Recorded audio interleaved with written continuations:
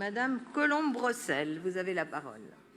Merci beaucoup, Madame la maire. Mes chers collègues, ce matin, il s'est produit un fait inédit. Ce matin, 9 juillet, en pleine vacances scolaires, le rectorat de Paris a réuni un comité technique qui n'associe ni les représentants des parents d'élèves, ni les élus de cette ville, afin d'opérer des fermetures et des ouvertures de classes à Paris, en plus de celles déjà annoncées il y a quelques semaines. La semaine dernière, la dernière semaine avant les vacances scolaires, parfois le dernier jour de l'année, des écoles ont été informées d'une putative fermeture de classe à la rentrée. Les enseignants et les personnels de ces établissements sont placés devant le fait accompli, dans une situation d'incertitude absolue, et les parents d'élèves eux-mêmes sont quand même assez interrogatifs sur la façon dont tout ceci va être géré pendant les vacances scolaires.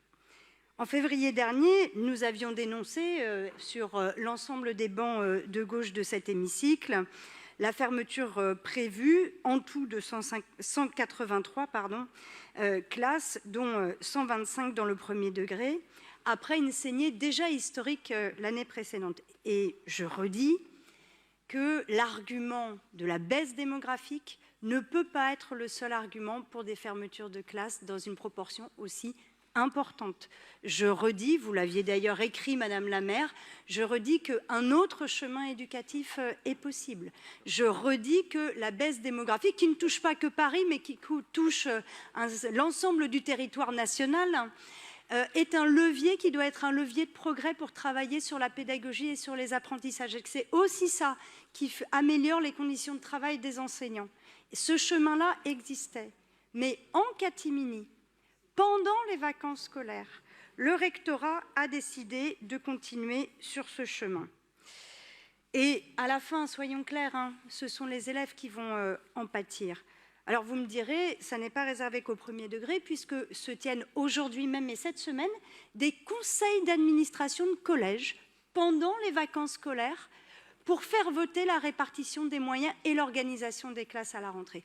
Je crois que ça ne s'est jamais produit dans cette académie que l'on essaye de passer en force et en catimini à la fois. C'est finalement l'illustration de la manière dont le gouvernement d'Emmanuel Macron a traité l'école publique depuis maintenant 7 ans.